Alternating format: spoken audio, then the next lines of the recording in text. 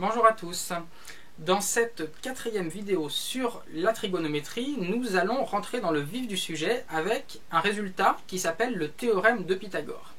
Alors le théorème de Pythagore, c'est un théorème de trigonométrie qui concerne les triangles rectangles et qui plus précisément s'intéresse aux longueurs des côtés d'un triangle rectangle.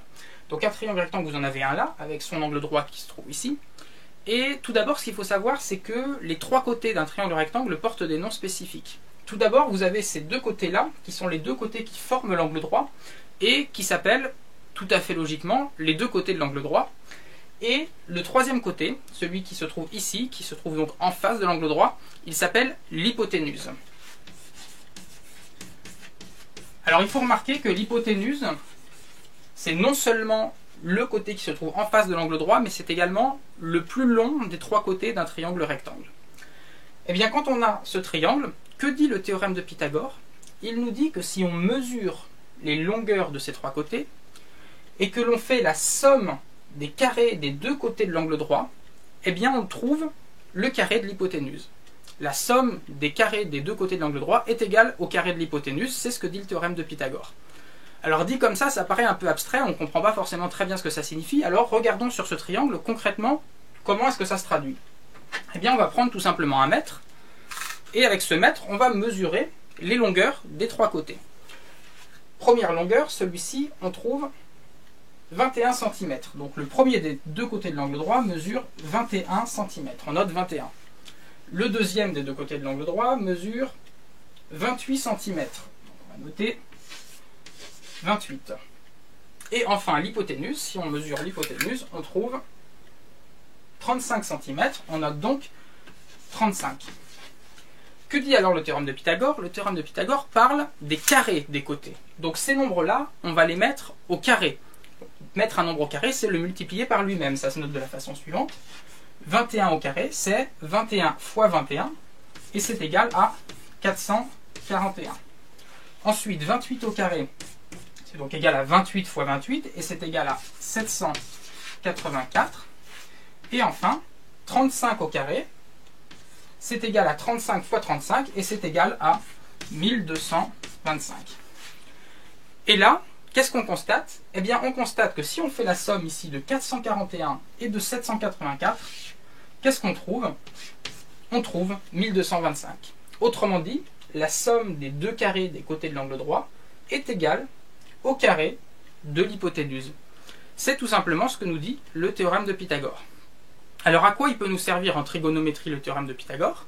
Eh bien, il peut nous servir à trouver la longueur d'un côté que l'on ne connaît pas si on connaît les deux autres côtés.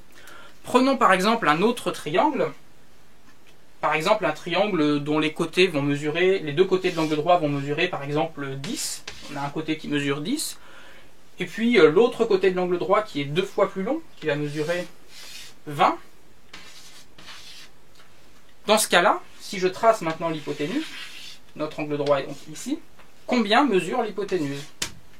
Eh bien ça, on va pouvoir le calculer grâce au théorème de Pythagore. Comment est-ce qu'on fait ça?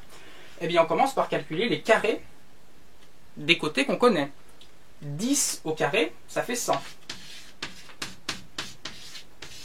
20 au carré, ça fait 400. Et donc, la somme des carrés des deux côtés de l'angle droit, c'est 100 plus 400, et ça donne donc 500. Par conséquent, dans ce triangle rectangle-là, le carré de l'hypoténuse est égal à 500. Et donc, combien vaut le carré de l'hypoténuse? Il vaut racine carrée de 500. Et ça, ensuite, on peut faire le calcul. Alors, il se trouve que la racine de carré de 500, ce n'est pas un nombre qui tombe juste, mais c'est quelque chose qui est environ égal à 22,36.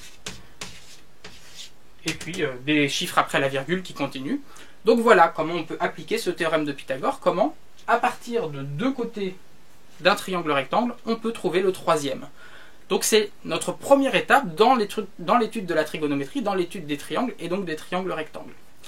Alors je ne vais pas vous en dire plus pour l'instant sur le théorème de Pythagore. On pourrait continuer assez longtemps parce qu'on peut dire plus de choses sur ce théorème, mais il se trouve que j'ai déjà tourné une série de vidéos qui concerne exclusivement le théorème de Pythagore. Donc si jamais vous voulez en savoir plus, si vous voulez rentrer plus dans les détails, je vais vous mettre le lien ici en bas de l'écran, et vous avez qu'à suivre, et puis vous verrez que le théorème de Pythagore, on peut faire plusieurs exemples. Je vous expliquerai aussi qui était Pythagore, qui était un mathématicien grec. Il y a aussi la réciproque du théorème de Pythagore, c'est-à-dire qu'on peut faire fonctionner le théorème de Pythagore à l'envers. Tout ça est expliqué bien en détail dans cette série vidéo, et nous, dans la prochaine vidéo de cette série sur la trigonométrie, on va passer à un autre résultat sur les triangles qui ne concerne plus cette fois les longueurs des côtés, mais qui va considérer les angles des côtés.